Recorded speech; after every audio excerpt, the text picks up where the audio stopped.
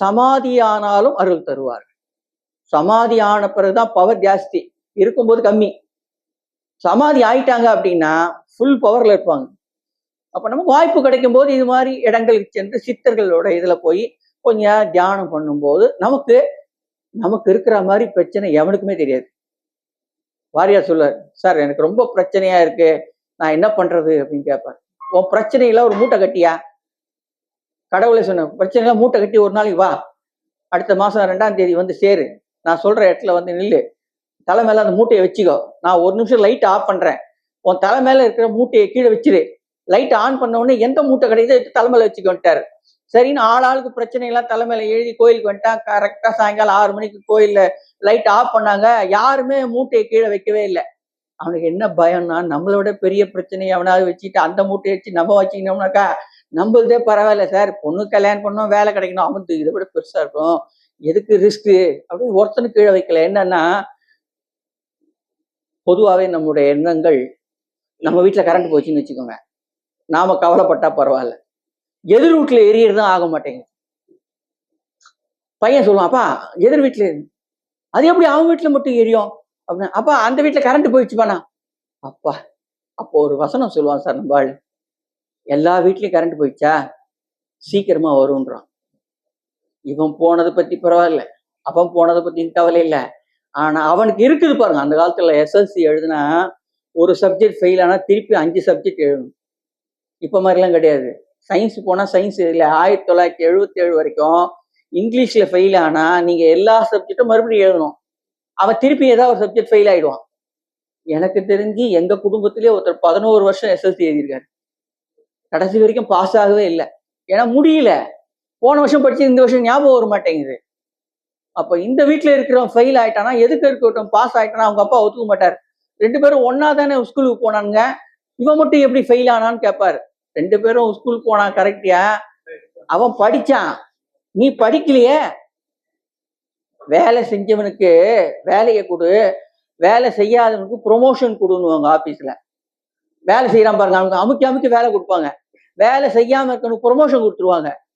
நமக்கு அதனுடைய தத்துவம் தெரியாது. மேனேஜ்மெண்ட்டோட இது வந்து வேற. பாஸ் இஸ் ஆல்வேஸ் கரெக்ட் அப்படின்னு. பாஸ் இஸ் இது புரிஞ்சுக்கிறதுக்கே நமக்கு.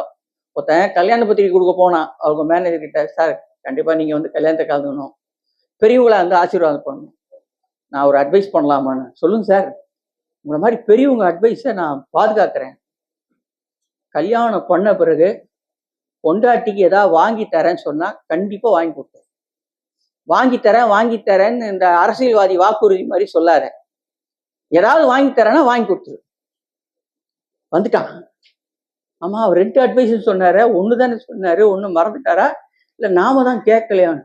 சார் எக்ஸ்கியூஸ் மீ சார், நீங்க 2 அட்வைஸ்ன்னு சொன்னீங்க, ஒண்ணுதான் சொன்னீங்க இன்னும் சொல்லாமல. அந்த மாதிரி எந்த வாக்குறுதியும் கொடுக்காது, கொடுத்தாதான் கஷ்டம், கொடுக்கவே கொடுக்க. அப்பவே மறந்தோம். வாழ்க்கையில யாருக்காவது நீங்க உறுதிமொழி கொடுக்குறீங்களா, அதை கடைப்பிடிங்க. இல்லையா கொடுக்காதீங்க. கடன் வாங்கினா திருப்பி கொடுக்கணும். கொடுக்க மாட்டேன் அப்படின்னு வாங்கினா உங்களுக்கு அடுத்த வாட்டி கிடைக்காது. ஒரு பள்ளிக்கூடத்துல ஆசிரியர் கேட்கிறாரு, உங்க அப்பா கிட்ட நான் 1000 ரூபாய் கடன் கொடுக்குறேன், மாசம் 100 ரூபாய் வட்டி, 3 மாசம் கழிச்சு எவ்வளவு கொடுக்கணும்னு கேட்கிறாரு. 1000 ரூபாய் பிளஸ் 300 1300 ரூபாய் தரணும்னா. ஒரே ஒரு பையன் வந்து வராது சார்ட்டான். கிளாஸ்ல 29 பேரும் வரும்டா, மொத்த மட்டும் வராதுன்னா. ஏண்டா டே 1000 ரூபாய் கொடுத்துருக்கோம், 1000 ரூபாயும் வராதா இல்லை மொத்தமே வராது? எதுவும் வராது. ஏன், எங்க அப்பாவுக்கு கடை வாங்கினா திருப்பி கொடுக்குற பழக்கமே கிடையாது. நீ கொடுக்கும் போதே நல்ல ஆளை பார்த்து கொடுக்கணும். ஏன் திருப்பி கொடுக்காத ஆளுக்கு கொடுத்தா அவன் எப்படி கொடுப்பான்? அப்ப கடன் வாங்கிட்டு திருப்பி கொடுக்குறவனுக்கு தான் அந்த பயம் இருக்கும்.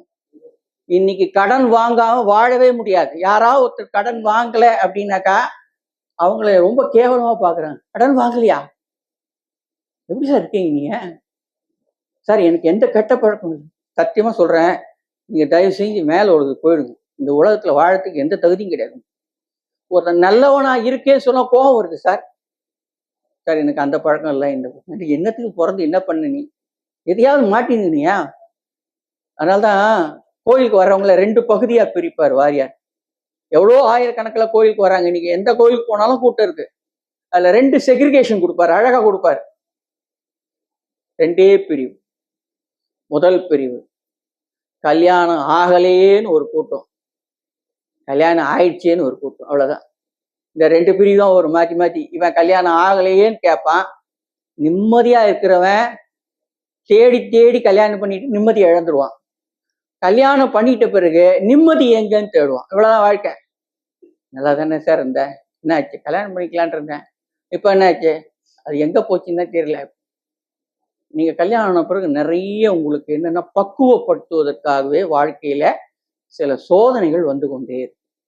தனியா இருக்கும்போது ராஜா தான் சார், உங்களை யாரும் கேட்க முடியாது, எப்போ வேணா போகலாம், எப்போ வேணா. திருமணம் ஆன பிறகு நீங்க ஒரு குடும்ப தலைவனாக அப்பதான் அந்த காலத்துல கல்யாணம் பண்ணி போனாதான் கல்யாணத்துக்கே ஒரு மரியாதை கொடுக்கணும்.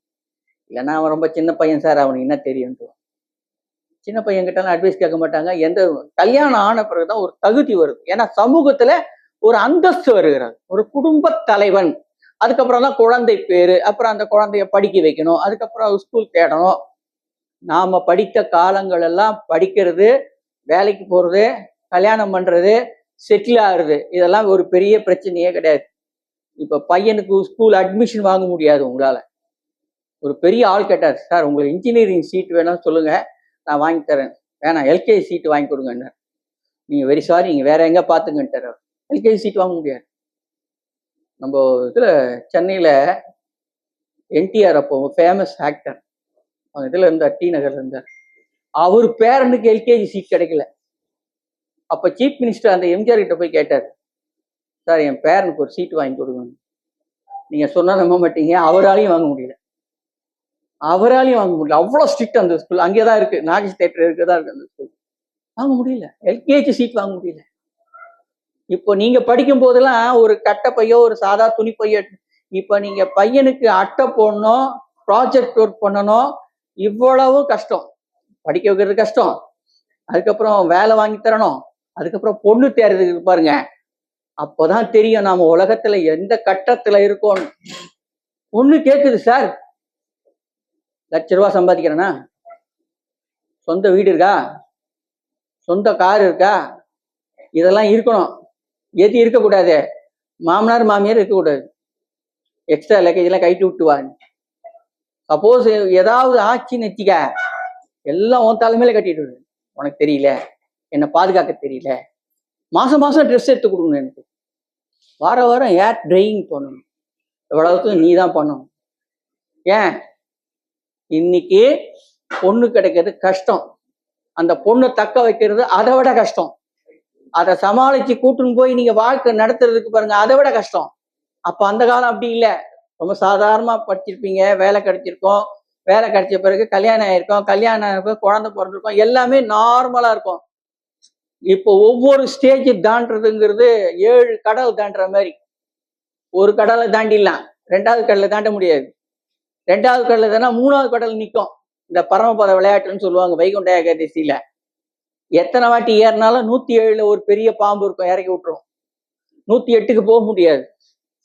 அந்த வாழ்க்கையில அந்த ஏணிகளை குறிக்கிறதெல்லாம் இறைவனுடைய திருவடிகளாம், பெருமாளுடைய திருவடிகளை குறிக்கிறாங்க. அப்ப நம்ம வாழ்க்கையும் இறைவன் வழிபாடும் ஒன்றாக இருக்கிறது. அந்த இறை வழிபாடு என்ன பண்ணா, நமக்கு வர துன்பங்களை குறைக்கும். இப்ப எனக்கு ₹1,00,000 நஷ்டம் வரணும் அப்படின்னா ஒரு ₹5,000 கொடுத்தா தாங்கிடுவேன். ஒரு பெரிய தலைமையில கல்லு விழணும் அப்படின்னா அப்படி தட்டிட்டு போச்சுன்னா தாங்கிக்கலாம். இறை வழிபாடு அதுதான் செய்யும். உங்களுக்கு நம்பிக்கை இருக்கு இல்ல, அது உங்க விஷயம், நான் அதை தலையிட மாட்டேன்.